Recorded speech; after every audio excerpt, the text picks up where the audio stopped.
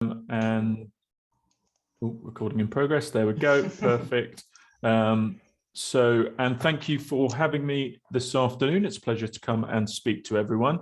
So let me just share my screen. Perfect. There we are. So just by way of an introduction as to who I am, or why you should take anything I'm about to say seriously or find it of any interest. So my name is Mike Harris. I'm currently the head of customer success for Alcumus Sypol, which is a business that's operated for about 40 years in the COSHH management space. So it was originally founded in the 80s to kind of address the control of hazardous substances in workplaces, kind of relatively quickly after the COSHH regulations were brought in. I've been working with the company for just under 10 years, so coming up for my anniversary soon enough. And during that time, I've worked in kind of lots of different spaces, helping different sectors, industries with their COSHH management. So through construction, manufacturing, oil and gas, facilities management, in lots and lots of different spaces, healthcare, where everyone is facing similar issues, but requires different ways of controlling those depending on the environments that they're working in. So my background is in biomedicine and chemistry, and my original remit when I came into Sypol was to work directly with our customers and their hazardous substances, both on-site and digitally, virtually, and through kind of the software that we use to kind of help our clients control their hazardous substances. But some of the things that I'm just going to touch on today, thanks again for letting me come and speak to you. So I'm just going to kind of run through some awareness of the statistics around hazardous substances. I'm sure lots of these statistics will be very familiar to people on this call. So please do bear with me if it's things that you've heard 100 times. But I'm sure some of these stats will be familiar, but it's just important for setting context. I will then talk around the regulations, so the Control of Substances Hazardous to Health Regulations 2002 as amended, and kind of looking at what they were brought in to achieve, what they're kind of directed towards, and then also looking more specifically at some of the regulations that from a practical implementation perspective are the ones really to focus down on. With just like with lots of sets of regulations, every single regulation is important because we have to adhere to them, but there are some that are going to be of more interest than others if you're looking at the practical implementation of the regulations and where to start, especially if you're early on in your COSHH journey. If it's something that you're looking at revamping in your space, if it's something that you've never addressed before, or if it's something that you feel like you've got in a good place, but it's always good to touch over that ground just in case. We'll then take a look at the difference between chronic and acute risk. So as with lots of different types of health and safety, there are kind of quite clear distinctions between chronic and acute risk, especially when it comes to hazardous substances. This is a really, really important distinction. So it's really important to understand that chemicals and hazardous substances can have very different effects, and that we need to take just as much heed of the long-term effects of substances as the short-term ones. I think as human beings, we naturally worry a bit about the things that are going to hurt us now. So things that are going to burn our skin and hurt us and give us irritation and do all of those sorts of things. What we're potentially not great at considering a lot of the time, if it's left down to us, is the long-term impact on our health that might have. So looking at potentially how working with a hazardous substance every day, while it might not impact me now, may well have an impact on my health in 20, 30, potentially 40 years. So, a lot of these substances do have that chronic health impact associated with them. Looking specifically at safety data sheets and COSHH assessments, the differences when you use each one, they're both extremely important documents. I think, one of the things that I often find when I speak to lots of different industry groups and areas is that potentially people think I'm saying a safety data sheet isn't important. That's not the case at all when it comes to COSHH. They're extremely important documents, but they're not COSHH assessments. It's not the same thing. One does not constitute the other. So it's really important to understand what each one is for, when to use them and when to combine them. So there are plenty of times where both are going to be really important. So understanding that distinction will be key. And then utilizing software for COSHH management. I won't touch too much on that in today's presentation, but kind of it can always be good to use things to speed up the process, can't it? But looking at some of the statistics when we're looking at COSHH, we'll start off with some of the more obvious ones that people are aware of, but fatal injuries, because physical injury, and I was very much probably more than a lot of people when before I started working for a company that specialized in hazardous substances and COSHH management. I did work in the construction industry and the roofing industry beforehand.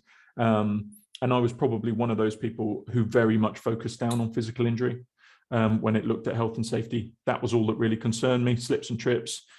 Am I going to walk into something? Am I walking under a scaffold and something's going to fall on my head? All of those sorts of physical injury bits, moving machinery, moving vehicles, all of that sort of stuff. And fatal injuries, you know, they have about 142. It's relatively stable over the last few years, as I'm sure most of you will know. We're pretty good. We can always do better. Obviously, the aim is 0, but it has stabilized around that number for a number of years. And the regulations around a lot of those physical and injury-related areas are quite strongly adhered to now, which is very good. One of the focuses of what I'm going to look at statistically over the next few slides, however, is lung disease. So lung disease is kind of the major thing and the major contributor to a lot of the statistics when we're looking at past exposure to hazardous substances, to dust, to chemicals, all of these sorts of things, whatever word we want to use when we're looking at these. Lung disease is the major contributor. And the major factor for that, mainly on the whole, is the fact that the inhalation route of entry is one of the hardest to control. So we think a lot about masks and extraction systems and all of those sorts of things. But when it comes to controlling substances that are hazardous through the route of inhalation, a lot of them don't smell. You can't see them in the air. They've got no color. You can't taste them, nothing like that. So you might not even be aware that there's something in the air that is causing you potential harm over a long period of time. Also, things like masks and respiratory protective equipment, especially if they're filter driven, they are designed to deal with a specific type of hazard. So they deal with organic vapors, or they deal with dusts, or they deal with inorganic vapors, etc. So understanding which one you're using is really, really important, because one is not necessarily going to control in the same way against others. So lungs are kind of the major area that we see a lot of this kind of uncontrolled exposure at times. A lot of this is latent. So a lot of lung issues do take a long period of time to come on. A lot of them are chronic, but it does lead to around 12,000 deaths a year linked to past exposure in work. Obviously, you know, that it could be more. There can be a lot of issues, especially with chronic illness in linking to exactly what the route was. There is one thing that is a relatively major contributor to deaths with lung disease still in the UK, and unfortunately that is asbestos still. So we still see quite large cases of mesothelioma deaths, you know, with about 2,500. If we're looking at full asbestos impact, it's about double that. So mesothelioma is a specific type of lung cancer that's caused by asbestos. It also causes lots of other different types of lung cancer, which attribute to about the same number again. So it's around 5,000. And it's one of the kind of the major areas, while it's not a COSHH problem, as it has its own set of regulations, asbestos, it is kind of the big major flashing light that has kind of shown people kind of the true impact that some of these hazardous substances can have if they're left uncontrolled for long periods of time. And that unfortunately, once the exposure has occurred, especially with lung diseases, there's no real going back. We kind of have to wait for people to display or not display the health impacts later on in their life. There's no clearing out their lungs. There's no getting the dust out. There's no getting the chemicals out a lot of the time. So you kind of have to wait. And sometimes whether you accrue an ill health effect will purely come down to your own genetics. So some people can be exposed once and end up with a life-changing health impact. Some people can be exposed every day of their working career and never accrue something quite as serious. So it can be a real hard one to judge with these sorts of things. So we have to protect everyone as if they're that one person who gets exposed that one day and might get the health impact. So it is very much kind of worst case scenario, protect everyone to the highest level that we possibly can. When we look at lung disease contributors, big percentage of that is chronic obstructive pulmonary disorders. So COPD, blockages in your lungs, things that get in there, cause blockages in your bronchioles and the tubes in your lungs that take things down, damage the alveoli, the pockets in your lungs that transmit oxygen into your blood. And that happens over time through exposure to lots of different things, dusts, chemicals, all manner of things can contribute to COPD.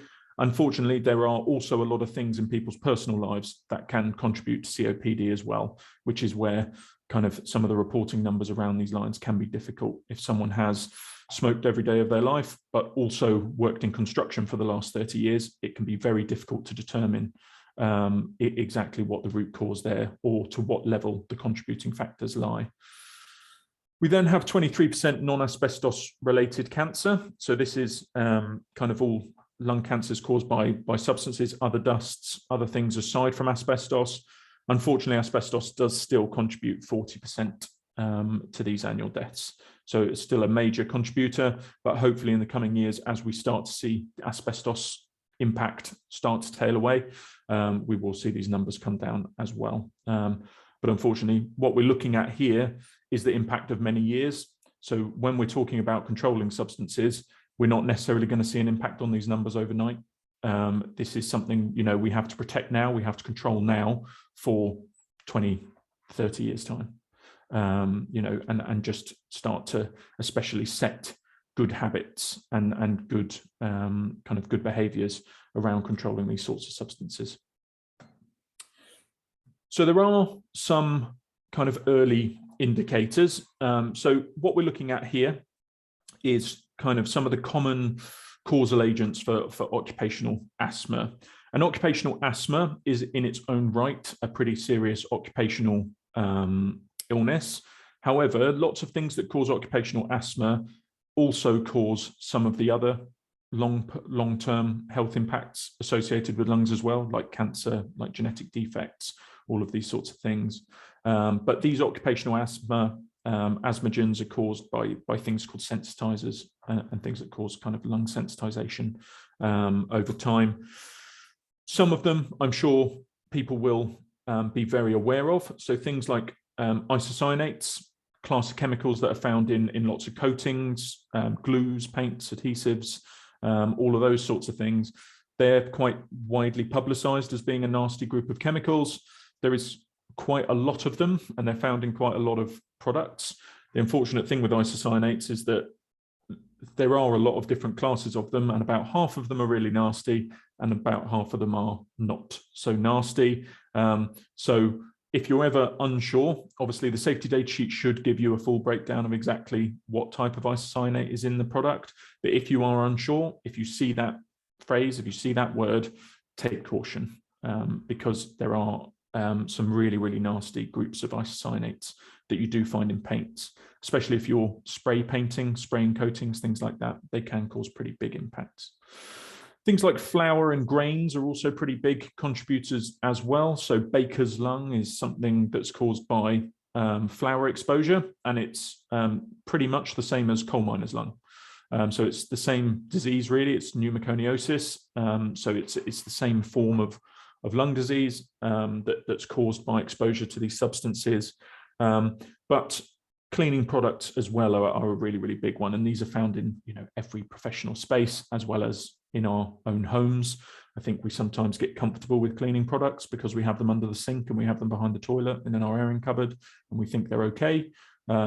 turn them around, look at the back of the label, you'll soon find they're not that okay. If they're designed to kill bacteria and viruses and all manner of other things in the right concentrations, they can do a lot of damage to human health as well over long periods of time. So these are the sorts of things which are kind of going to be early calling cards. These are the substances which do have quite major impacts to people's health over long periods of time.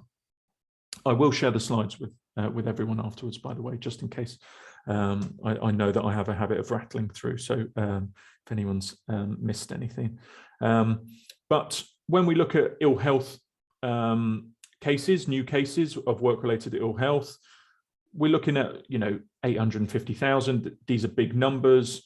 Workers suffering from work-related ill health, new or long-standing, is 1.7 million. Great. These are really big numbers.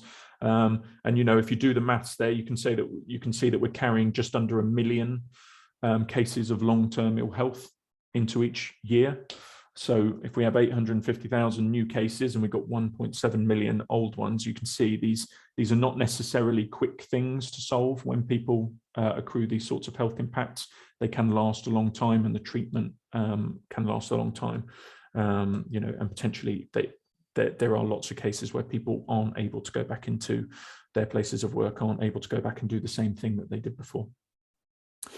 Working days lost, just under 40 million, massive impact. These are huge numbers. When we start looking at the breakdown of that, we're looking at 66% ill health, 34% injury. So focusing very much on injury and physical injury is great. We're reducing it down, but it's not the major contributor to a lot of these things. Ill health over long term is covering about 2/3. And when we look at the financial breakdown, a lot of it is still is sitting on individuals, 3.5 on the government, and then 3.2 billion on employers. So large sums of money being involved, and large numbers of people, unfortunately, suffering from these sorts of implications.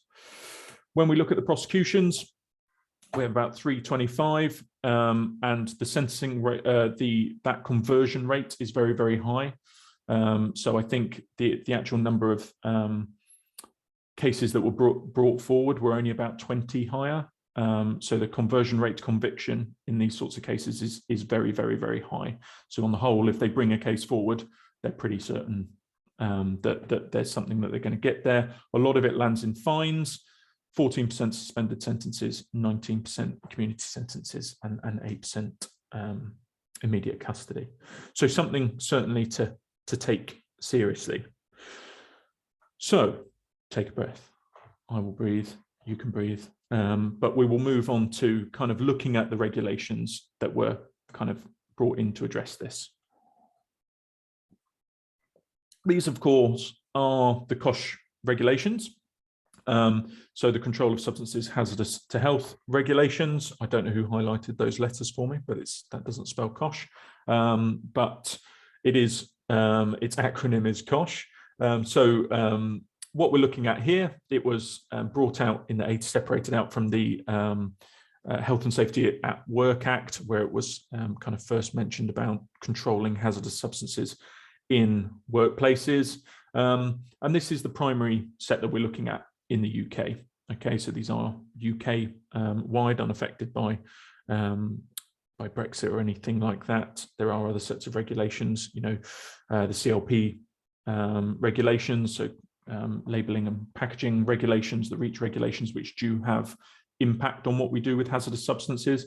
But when we're primarily looking at controlling these substances in workplaces, protecting end users, protecting our companies, then it's COSHH is the main one that we're looking at. And there are some important ones, and that's kind of, if there is anyone from the HSE on, or please don't report me that I said there were any unimportant ones. They are, of course, all important regulations, but when we're looking at the practical implementation of these regulations, there are some which are not more important maybe, but are worth starting with. Okay, especially if you're unsure of exactly kind of where to start with COSHH, or where to start looking at revamping or evaluating your current position with these regulations. And when we're looking at that, the regulations that we're concerned with are regulations 6 through to 13.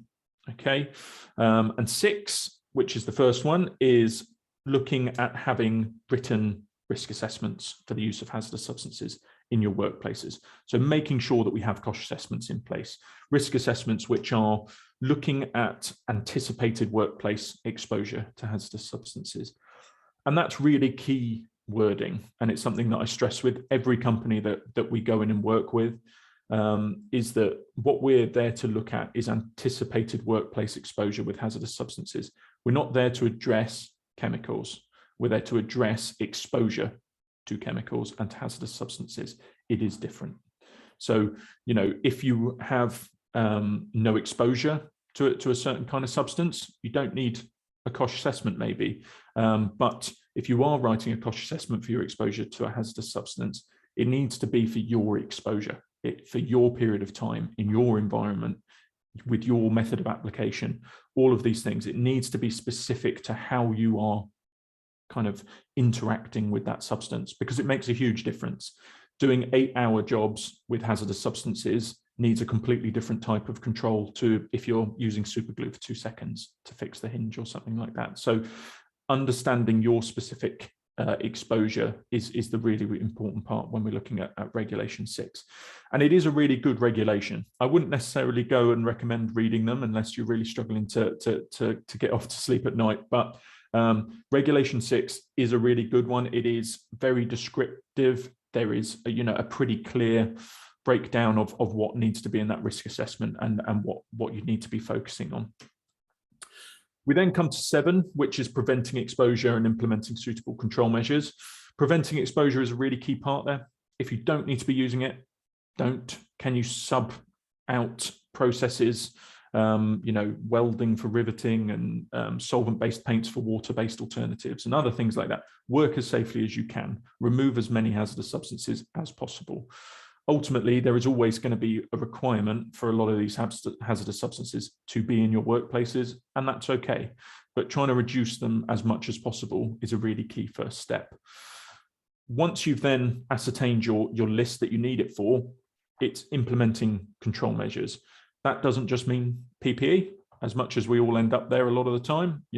Looking at our hierarchy of control, starting off with things like substitution and elimination, then looking at if it's a common process that happens in the same place at the same time or quite regularly, can you put in extraction systems, LEV systems, guarding, all of those different things that stop the person and the operator ever actually really coming into contact with the substance, because then it massively reduces your requirement from a control and risk perspective. 8 and 9 is using the control measures. Seems like an obvious one, but if you've told people to use them, or if you have kind of outlined a requirement for them, make sure people use them, make sure people know how to use them. From my own experience, that is one that is not too well complied with. I see a lot of, these are the controls that we've told people to use. Then you go out onto a shop floor, onto a site, onto a construction zone, whatever it is, into a warehouse, and people aren't using those controls. Maybe they don't know how to don them correctly. Do they know how to get their mask on and off without getting substances onto the back of the filter, taking their gloves on and off without getting substances on their hands, all of those sorts of things. I, about 3 years ago, went to a site who had an extraction system fitted to a sand molding piece of machinery. So huge amounts of dust around this sand molding machine. They'd have bespoke extraction systems built around this machine to make sure it was all taking it out at source, but for some reason there was still dust everywhere and people were still complaining about the environment. As it turns out, for about 6 months, they had thought that extraction system was hardwired into the machine. So when they turned the machine on, the extraction system came on, and because of the noise of the machine, they didn't realize the extraction system wasn't coming on. And it was only when the maintenance person came to look at the extraction system that it doesn't even really look like it's been turned on. So the operator who had been using it, who had come in quite quickly, quite recently after they'd implemented that control, hadn't been trained properly to turn the extraction system on before the machine was turned on. So it just hadn't been happening. And really, really easy fix. They brought someone in, they got it wired in, and there we go, done. But making sure that those points of training are done are really, really, really key. And also that's why monitoring ongoing performance is key as well. So making sure that you have your maintenance schedules up to date on your extraction systems, on your controls, making sure people check their personal protective equipment to see that filters are in date, gloves don't have holes in them, overalls are still fit for purpose, all of those sorts of things, because they do wear out, and it's the only real way that you'll pick up some of these mistakes. 10 and 11 is then looking at monitoring and health surveillance. And this is mainly around where there is a concern that exposure isn't being adequately controlled. So if you're not sure that the control measures you've been putting in are taking effect, one of the only real ways to check is to undertake things like monitoring, whether it's biological monitoring, testing people's blood, urine, other things for certain chemicals, air monitoring, getting someone in to check exactly what's in the air and at what concentrations, or health surveillance and kind of monitoring that potential degradation in their health over time. You know, something that we're familiar with doing for lots of different things, you know, for things like vibration and noise and light exposure, we do monitoring and check health surveillance and do all of that sort of stuff. But making sure that COSHH is built into that is a really important thing as well. Regulation 12, there is a whole regulation about it, is making sure your employees are properly informed. They know where the COSHH assessments are, they know how to read them, they know what they mean, and they know how to interpret them and use the controls that you're asking them to. Again, one of the most commonly failed regulations under the COSHH regulations. Paperwork's all brilliant, all looks great. You've bought all the PPE, everything's in place, everything's shiny and brand new. It all looks great. Go and speak to someone on the shop floor. They don't know where the COSHH assessments are. They say, I don't know, maybe in the health and safety office. Worst answer that I always get, because that normally tells me everything we need to know about what we're going to do about kind of consulting and improving the area. 13 is making plans in the event of an emergency, spillage, first aid, fire. These will be things that you have in place already. So for lots of other reasons, but making sure that COSHH is taken into account for these things. If there is a break in containment with some of these chemicals, making sure that people know how to clean them up without putting themselves at further risk, especially if these chemicals are corrosive or flammable, other things like that. So it is really important to write them in. First aid is a really key one. You know, quite often, for example, if you swallow a hazardous substance with some chemicals, you want to drink a load of water to try and reduce the concentration of it in your stomach so that it then doesn't cause any trouble.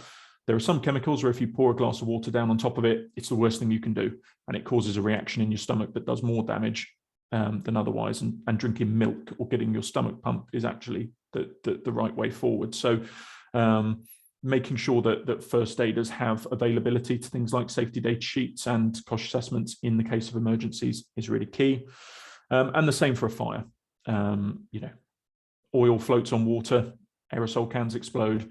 So making sure that people are aware of exactly what to do with some of these substances in a fire is really, really key. So those are the regulations, 6 to 13.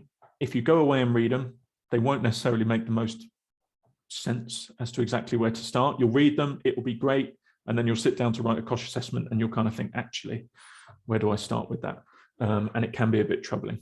So I've kind of boiled it down into 5 quick steps, and I'll just run through them now to make sure I don't kind of drone on for too long and bore you all too much. But step 1 is identifying the substances and eliminating exposure where possible. So I've already talked about elimination and removing things where you can, but identifying the substances that you want to write COSHH assessments for is really, really key. And one of the big things to ascertain is, what does COSHH actually cover? There are some things on the what does it cover list that might surprise you, and vice versa. So COSHH covers 4 main classes of hazardous substances. purchased products, process emissions, biological material, and contaminants. Purchased products, everything you buy in that has a symbol on the back of it that tells you it's hazardous, has a safety data sheet, all of these different things, all the things you purchase, your paints, adhesives, sealants, anything like that that you buy in. Those tend to be the more obvious ones. Process emissions are the things that you create through what you do at work, whether that is dusts off cutting and drilling processes, fumes off of welding, all of those sorts of things, vapors coming off spraying activities and all of those sorts of things. Process emissions are really, really important, and they're one of the least controlled groups because people don't really understand what to do with them.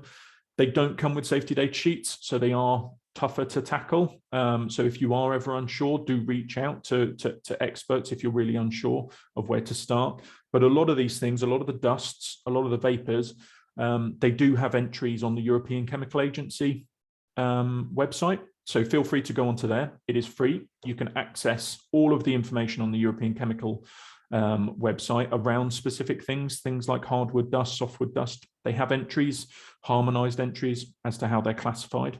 So if you're not sure about things that don't have safety data sheets, that's a really good place to start.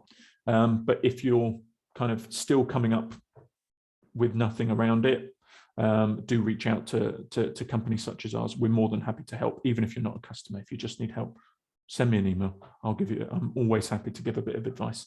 So please don't hesitate to do that sort of thing. Biological material, pigeon droppings, blood, bacteria, viruses. This is for things foreseeable, remember? So making sure you don't have to write for every possible eventuality. It is only for foreseeable exposure to these things. But if it is someone's job to scrape all the pigeon droppings off the van at the end of the week, and it's the person who got the least done who gets to do that before they go to the pub on a Friday, then it's important to make sure that that is controlled properly. Bird droppings, pigeon droppings, seagull droppings, all of that stuff. They do carry lots of bacteria and viruses. They're linked to lots of different lung infections. Psittacosis is a particularly nasty one you get off bird droppings, and they cause a really fine dust when you scrape them off your car and off your van. So make sure people are using masks when they do that sort of stuff, but they are COSHH relatable substances. And then contaminants. Used engine oil is the big one, the big class here, because used engine oil is effectively, contaminants are things that change in their chemical nature by way of you using them. So when you use something like engine oil or machine oil, the nice golden stuff that you pour into your car isn't actually that dangerous for you, but the black gloopy stuff that you drain out of your sump at the end, that's been linked to skin cancer.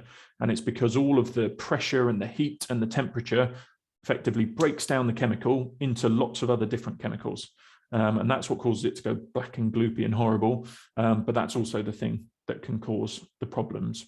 So things like used oils and especially refined oils, when they've been used and processed, make sure that you are writing COSHH assessments for them. There are some things it doesn't cover. Asbestos, lead, radioactive material, physically induced risks. They all have their own sets of regulations. So obviously asbestos regulations, you've got the chlor regulations with lead, the ionizing radiation regulations, and then things like the pressure regs and dealing with temperature under normal risk assessments. That's all covered in different areas. So they are not COSHH things. If it's a COSHH related substance that you then are heating up or putting under pressure, that becomes part of the COSHH assessment. But if the thing is only dangerous because it's hot, that's not COSHH. Boiling water isn't COSHH.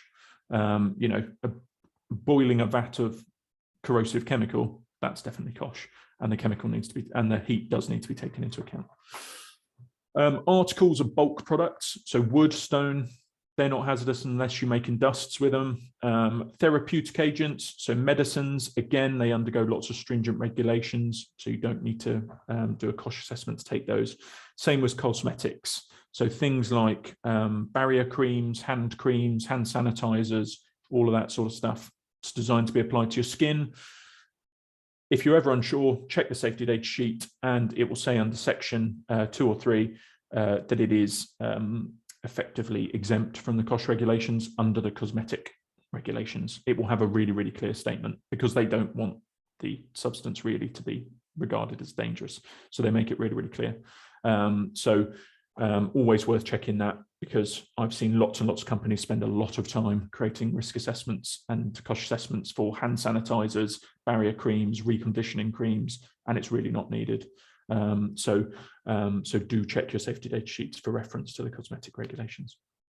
And then items of personal protective equipment, of course, they're designed to protect you. So when you're looking at them, make sure that you are considering your routes of entry. These are the main ones. So the 4 that you'll really see referenced everywhere are inhalation, ingestion, skin absorption, and injection. Those are the 3 that the HSE reference. I tend to just throw infection in there just to make sure people don't forget biological risks. I know it's not, you're not going to find it on COSHH Essentials and other things like that.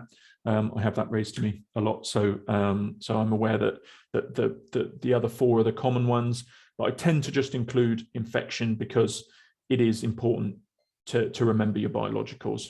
But effectively, inhalation is almost everything, aside from your big blocks of things.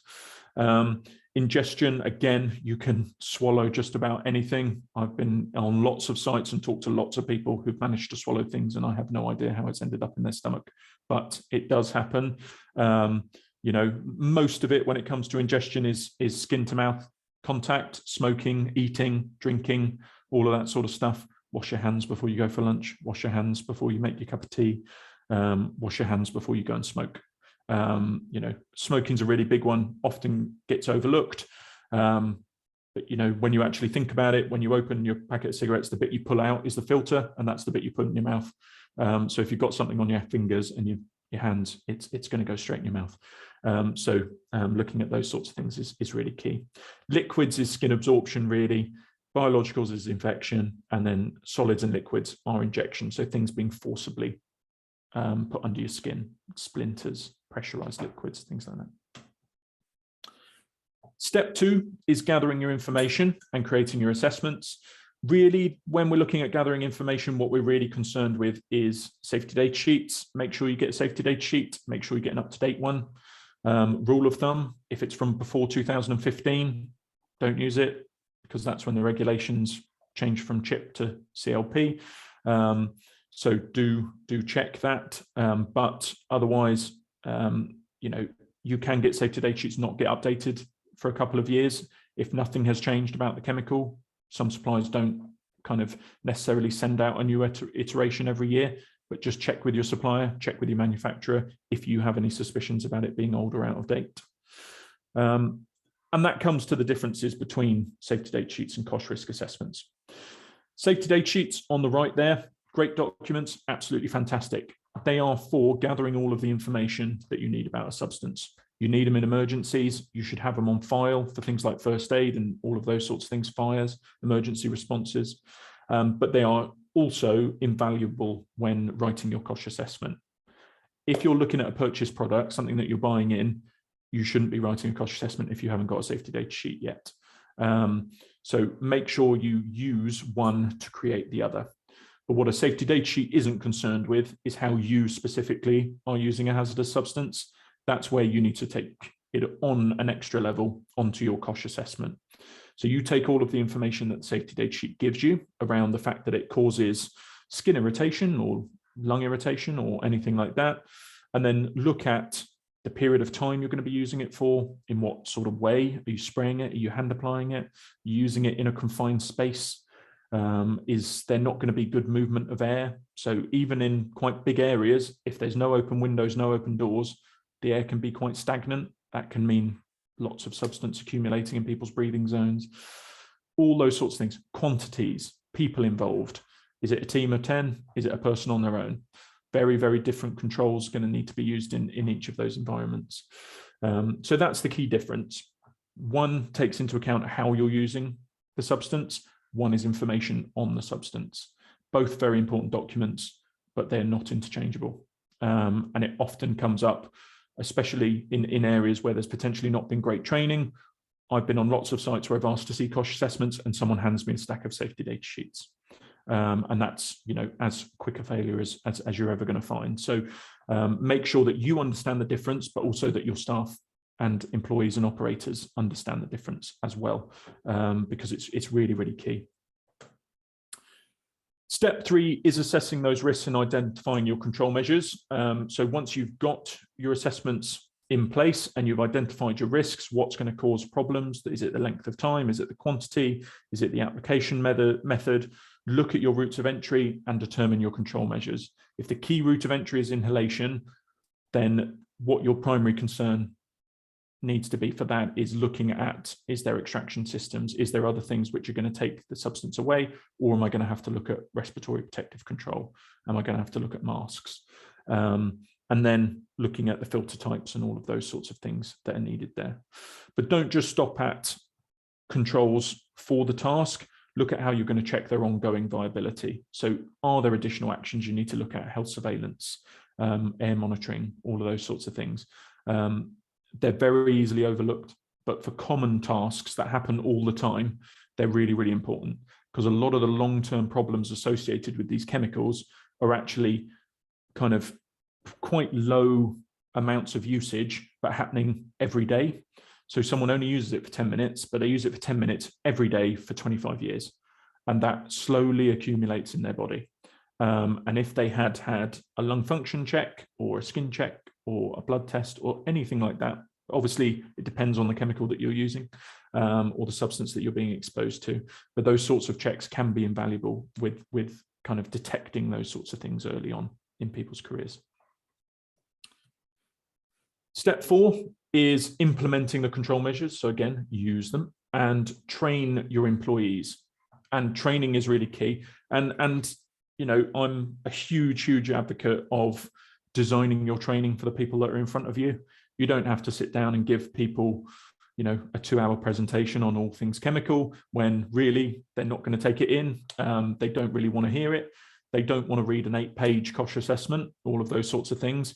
Can you bring your COSHH assessment down to just what it needs to be, to maybe a 1- or 2-page COSHH assessment that's really easy to digest? Use pictograms, use images, all of those sorts of things which make it easier for people to digest that information. Use toolbox talks, short and snappy, keep it direct, all of those sorts of different implementation methods for training. We use lots of different methods for training, e-learning, virtual, on-site, and just it all depends on the sort of environment and the groups of people that we're speaking to. So do kind of be mindful that not everyone is going to absorb everything you want them to if you just hand them a COSHH assessment to read. You know, I've been in lots of situations where you kind of there is a signature on the back of a COSHH assessment to say that an employee has read it and understood it and is comfortable. But actually, if I take the COSHH assessment away from them and ask them what it says in it, they're not really too sure. They got bored on page 2 and decided to just sign the back because they want to get on with their job, because that's actually what they get paid for. And that's how they see it sometimes. So kind of making sure that you do change it. There is no kind of, there's no dictatorial approach to training. You know, if you know a good way of getting it across to your operators, then that's the best route to follow. You know, we do steer for more pictorial and image-led training and things. Step 5, which is the last bit, you'll be glad to hear, is ensuring ongoing management and review of assessments. So my last parting words about COSHH and COSHH assessments and all of those sorts of things is going to be that this is not a case of do it all, stick it all on a shelf and forget about it. This is a constantly evolving set of regulations. It's a constantly evolving governance around hazardous substances. And a lot of that is because hazardous substances evolve. Our understanding of the way that these chemicals interact with our body is constantly changing. Things that we didn't think caused cancer last year do cause cancer now. They always cause cancer. We just didn't know it. Things that are, things change classification all the time. They get upgraded, they get lowered. Sometimes we go too far and we have to bring it back. All of those different things. It changes constantly, and people are always coming up with new and wonderful ways to mix different chemicals together to make a slightly better paint stripper or a slightly better coating or a slightly better super glue. And that just means that we have to change our approach to these things as new chemicals come out, new control methods come out, and new ways of working around these things change. So do review these assessments, do review your documentation. When you read the regulations, as I'm sure you're going to rush off and do directly after this presentation, they don't have any mandated period to review. It gives a list of times you should definitely review after an accident, if someone feels sick, change of safety data sheet, change of information. But then it's more of a regular update. Some people do every year. I think that can be a bit much for every COSHH assessment. What we recommend at Alcumus is trying to judge your assessments by risk levels, really. So your low risk assessments, maybe every 5 years, medium every 3, high risk assessments annually. That's kind of how we do it. We've had lots of discussions with governing bodies and other groups over time. So it works for us, it works for our clients. But if you do have an accident, if someone does feel sick, if they say they feel nauseous or they're getting a headache or anything like that when working around a hazardous substance, just pull them out straight away and check the assessment, check they're using the right control measures. And if they are, that's fine. They might be sensitive to a substance. Some people are more sensitive to certain substances than other people. I personally can work around solvents an awful lot before I start to reach a threshold. I've got colleagues who do the exact same job as me when we worked in operational operational jobs, who could put their head in a solvent area and get a headache straight away.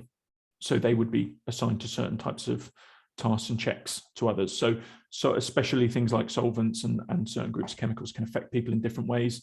Just because 5 people are saying they don't get a headache, but 1 person is saying they do, they're not trying to avoid work. Well, maybe they are, who knows? But the likelihood is they may well just be more sensitive to that chemical than other people. So do make sure that you review these things and you check them over time. But thank you for listening. I know it was potentially a lot to take in, and I probably talked for far longer than I should have. But thank you very much for inviting me and having me, and for listening. And I'm more than happy to answer any questions either now or afterwards, and for my details to be shared if anyone does want to talk offline, if you don't want to share in front of the group or anything like that. Brilliant, Mike. Thank you. That was such an informative presentation. It really was. You've done an absolutely brilliant job there. I found it extremely interesting. So thank you again on behalf of the committee and all the participants. We do have a couple of questions in the chat. So I will pass you over to Mike. Are you still all right to cover that, Mike? Yeah. Hi, Mike. Okay. One's coming from Roger. To what extent do you consider nanotechnology, e.g. use of carbon nanotubes, to be a likely future source of significant risks to health, or is it already?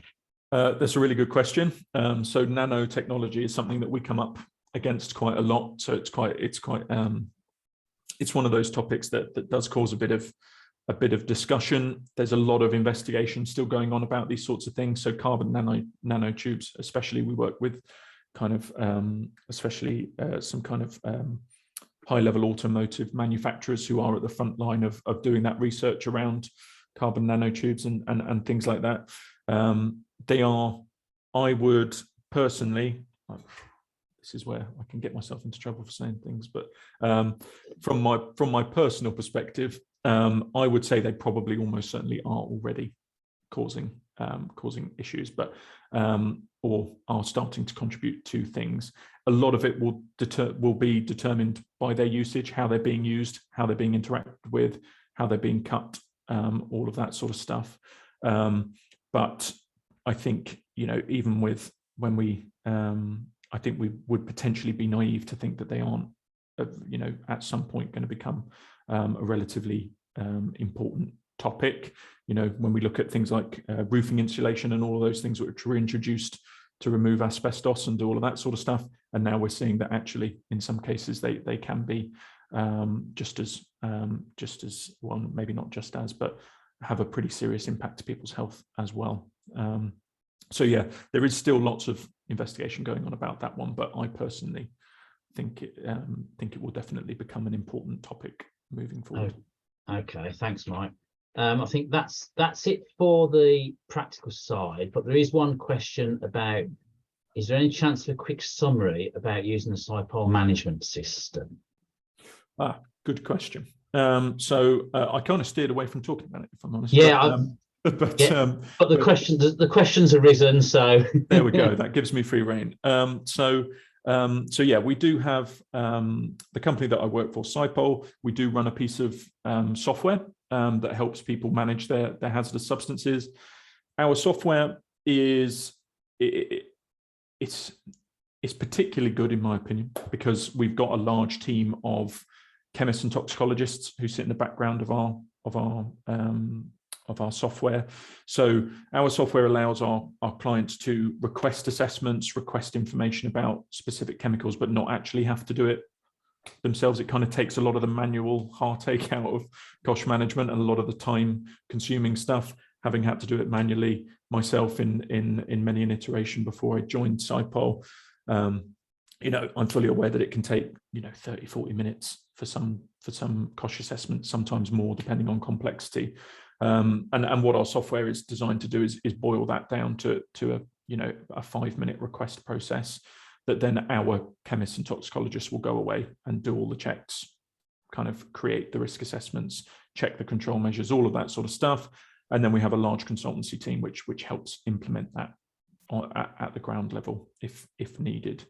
But I'm more than happy to share information on that with people afterwards if they would like me to. I don't want to go into kind of my full sales pitch. Okay, no, thanks, Mike. One question has just come in from Tim. Yes. There was news stories a few months ago in the EU about banning isopropyl alcohol. Was this just to protect consumers rather than workers? Any views on that? I don't have any specific views on it. I do believe that was, I think that was going to be in non-professional spaces. I don't think it was in professional spaces from being part of the discussions when we were looking at it, because we deal with a lot of European and wider companies. So I think it was, when we look at, there are lots of substances that do get controlled in non-professional spaces that don't necessarily get any control in professional ones. There are ones that go away and do come back as well. So, what's a good, like dichloromethane, so nitramores, as I'm sure most people will have dealt with nitramores at some point or another. Used to be an absolutely brilliant paint stripper, one of the best, because it used to have loads of DCM, dichloromethane, in it, and then they had to take it out. And it kind of caused quite a lot of stir in professional spaces. But now you kind of can get authorization to use it in professional spaces in certain areas. So just because something gets removed from consumer markets doesn't necessarily mean that it will be removed from professional ones. Okay, thank you. That's it that's coming on the chat. I don't know if there's any questions on the floor for Mike. Question, I think, has just popped up. I thought I saw one, but I can't see it. Just jumped again. What was the source you recommended in the absence of the safety data sheet?